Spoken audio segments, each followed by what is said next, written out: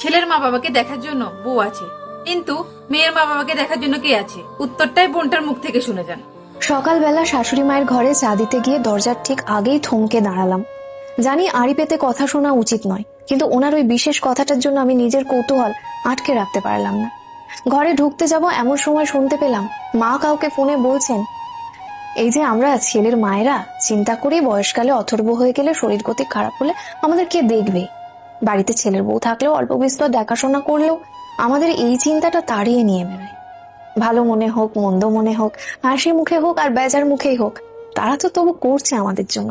কিন্তু যারা মেয়ে সন্তানের মা বাবা, নিজেদের অথর্বকালের কথা কখনোই না ভেবে তাদের সেবা পাওয়ার কোনো আশা না করেই যারা কন্যা সম্প্রদান করেন, সেই সব মা বাবার দেখাশোনার দায়িত্ব কার কাঁধে থাকে একবার ভেবে দেখেছিস?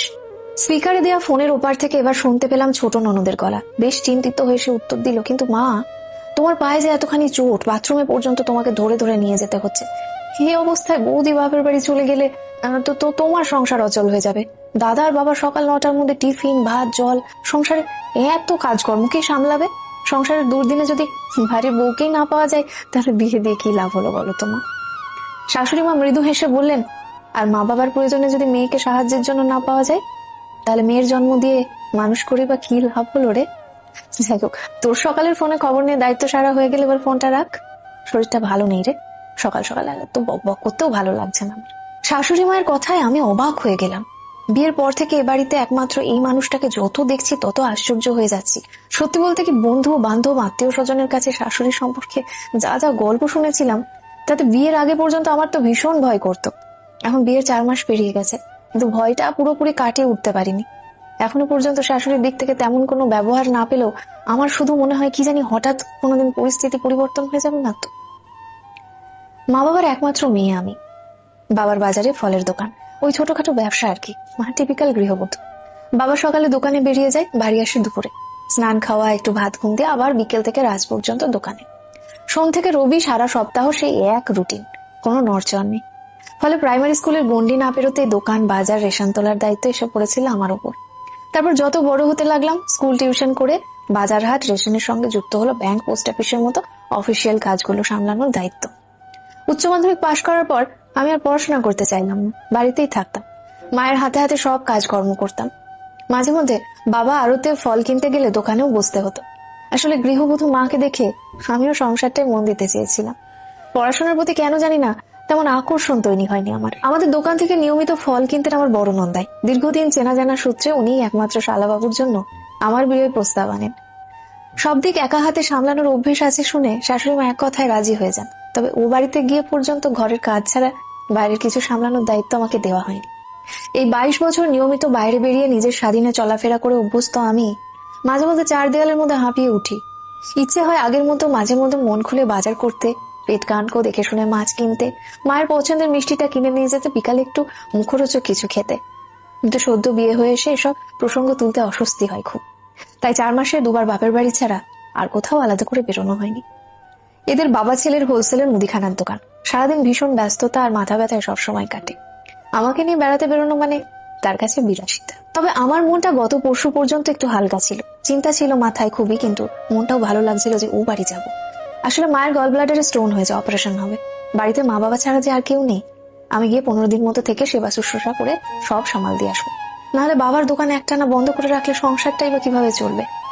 এরকমই কথা হয়েছিল, কিন্তু এর মধ্যে পরশুদিন বাথরুমে পড়ে গিয়ে পায়ে অসম্ভব চোট পেয়েছিলেন আমার শাশুড়ি মা। কাল সারাদিন এক্সরে ডাক্তার নিয়ে কেটে গেছে। এই অবস্থায় আমি আর বাড়ি যাওয়ার কথা তুলতেই পারছি না, কারণ সংসারের সব কাজ একা করার পাশাপাশি ওনার সম্পূর্ণ দেখাশোনা আমি করছি। এর মধ্যেই সকালে চা দিতে এসে এই কথা শুনে তো আমি অবাক হয়ে গেলাম। দীর্ঘশ্বাস ফেলে সম্বিত ফিরে পেয়ে দেখলাম আমি বাইরে দাঁড়িয়ে এইসব কথা চিন্তা করতে করতে চা জুড়িয়ে জল হয়ে গেছে। তাড়াতাড়ি করে চা গরম করে মায়ের ঘরে নিয়ে এলাম। চা দিয়ে চলে আসছি, তখন মা দাঁড়িয়ে যেতে বললেন। গলা চড়িয়ে বললেন, তোমার কি কোনো কাণ্ডজ্ঞান নেই বৌমা? তোমাকে যত দেখছি তত অবাক হয়ে যাচ্ছি। কিভাবে এত শান্ত এত সংযত আছো তুমি? আমি বললাম, কেন মা, কি হয়েছে? উনি বললেন, যতটুকু শুনেছিলাম হিসেব মতো কাল তোমার মায়ের হাসপাতালে ভর্তি হওয়ার কথা। পরশু আর কাল আমাকে নিয়ে না হয় সবাই ব্যস্ত ছিলে মানলাম, কিন্তু তারপর একবারও তোমার মায়ের বিষয় নিয়ে তো তোমাকে কথা বলতে দেখলাম না।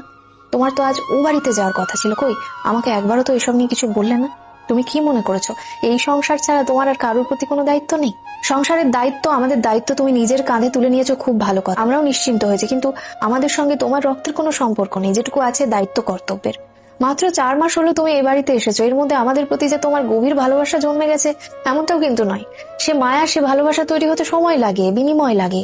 তাহলে কি আমি এটাই ধরে নেবো যে দায়িত্ব কর্তব্যের জালে বাঁধা পড়ে তুমি তোমার আপন মা বাবার প্রতি কর্তব্য করতে অসুবিধায় পড়ে যাচ্ছ?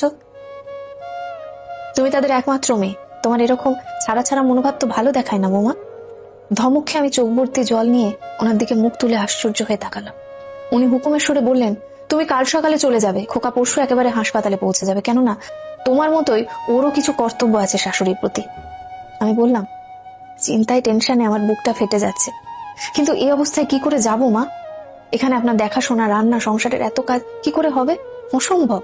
শাশুড়ি মা গম্ভীর হয়ে বললেন, তুমি ছাড়াও আমার একটি ছেলে আর 2টি মেয়ে আছে, আমার প্রতি তাদের কিছু দায় আছে, ঠিক তেমন তোমারও তোমার মা বাবার প্রতি দায়িত্ব আছে। মেয়ের মা বাবা বলে কি তাদের কোনো প্রয়োজন থাকতে নেই, মেয়ের যত্ন পাওয়ার আকাঙ্ক্ষা রাখতে নেই? শাশুড়ি মা গম্ভীর হয়ে বললেন, তুমি ছাড়াও আমার একটি ছেলে 2টি মেয়ে আছে, আমার প্রতি তাদের কিছু দায় আছে, ঠিক তেমন তোমারও তোমার মা বাবার প্রতি দায়িত্ব আছে। মেয়ের মা বাবা বলে কি তাদের কোনো প্রয়োজন থাকতে নেই, মেয়ের যত্ন পাওয়ার আকাঙ্ক্ষা রাখতে নেই? বোমা, সমাজ সংসারের ভরঙের যত নিয়ম আমরাই নিজেদের সুবিধের জন্য তৈরি করেছি, কিন্তু এতদিনে চলে আসা বস্তা পচা নিয়মগুলো না বদলালে সমাজ এগোবে কিভাবে? একটু চুপ থেকে আবার বললেন, জানো, বিধবা মায়ের এক মেয়ে ছিলাম আমি। তার আপদ বিপদ দায় ধায় আমি কখনো যেতে পারিনি, কষ্ট পেতাম, কাঁদতাম, কিন্তু তোমার ঠাকুমা শাশুড়ি আমাকে মন থেকে কোনোদিন ছাড়েনি। শেষ বয়সে মাকে নিজের কাছে রাখতে পর্যন্ত পারলাম না। মানুষটা একটু জল না পেয়ে চলে গেল, অথচ জানো, তার যাবতীয় সম্পত্তি এক মেয়ে হিসেবে আমি পেয়েছি। এই যে বাড়ি, এটা আমার মায়ের বাড়ি। মেয়ের মায়ের সম্পদের অধিকার নিতে এদের বাঁধেনি, কিন্তু কর্তব্য করতে মন চায়নি।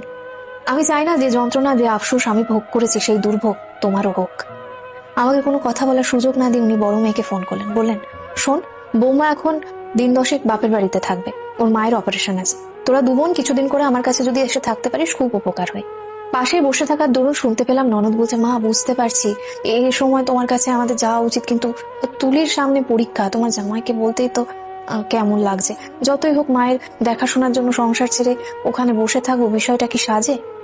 তুমি বা তোমার বৌমাকে হয়তো লাই দাও কেন, ওর তো বাবা আছে, দেখাশোনা করতে পারবে না? কড়া গলায় শাশুড়ি বললেন, তাহলে তুই কি বলতে চাইছিস, এখন থেকে আমার সব দায়িত্ব বৌমার উপর? তোদের আমার প্রতি কোনো দায়িত্ব নেই, তাই তো? আর ওর মা বাবা তাদের প্রয়োজনে ওকে আশা করতে পারবে না? 5টা দিন বাড়িতে কাটাতে তোর যদি পারমিশন নিতে অস্বস্তি হয়, তাহলে সেই অস্বস্তির পরিবেশটা আমি আমার বাড়ির বউটাকে দেবো, এই বলতে চাইছিস? ননদকে কথা সম্পূর্ণ করতে না দিয়ে শাশুড়ি মা ফোনটা কেটে দিলেন। তারপর আমার কাঁধে হাত বুলিয়ে বললেন, সংসার বড় কঠিন ঠাই, এখানে সবটা নিংড়ে দাও, ক্ষতি নেই, কিন্তু এখান থেকে কিছু পাওয়ার আশা করবেন, তাই যা করবে সিদ্ধারা সোজা রেখে করবে। বাপের বাড়ি মানে ভালো সময় স্বামীকে নিয়ে ভালো মন্দ খেতে যাওয়া, ভাইফোঁটা জামাই ষষ্ঠীতে আদর যত্ন পেতে যাওয়া নয়।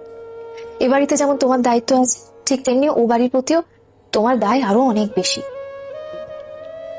ভীষণ ভালো লাগায় মনটা ফুরফুরে হয়ে গেল। শাশুড়ি সম্পর্কে যে গল্প শুনেছিলাম সে ভয় ছিল, এক নিমেষে সে আজ সব কর্পূরের মতো উড়ে গেল। পরদিন সকালে সেই আকাশ, সেই চেনা রাস্তা, সেই মানিকদার চায়ের দোকান, বড় বাজারের মোড়, সাইকেলের গ্যারেজ, কতদিন পর বাইরের আলো বাতাস দেখে আহ বলে উঠল। বাড়ির সামনে গিয়ে দেখি রান্নাঘরের জানলা দিয়ে দেখা যাচ্ছে বাবা চা করছে। দরজায় গিয়ে দাঁড়াতেই 2টো মানুষের মুখে ভরসার হাসি ফুটে উঠল।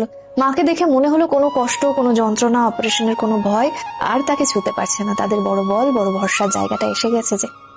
সত্যি আমরা যদি একটু বুঝদার হয়ে একতরফা উচিত অনুচিত গুলোকে বিচার না করে 2 তরফেই বিচার করি, উদার মনে যদি মেয়ের বাবা মাকেও মানুষ বলে গণ্য করি, তাদের প্রয়োজনে, তাদের পেছনে তাদের সন্তানটারও সাপোর্ট হয়ে দাঁড়ানো খুব প্রয়োজন বলে মন থেকে মান্যতা দিই, তাহলে কোনো মেয়ের মা বাবাকেই মেয়ের বিয়ের দিন অভিভাবক হারা হয়ে পড়লাম ভেবে অসহায় হয়ে পড়তে হবে।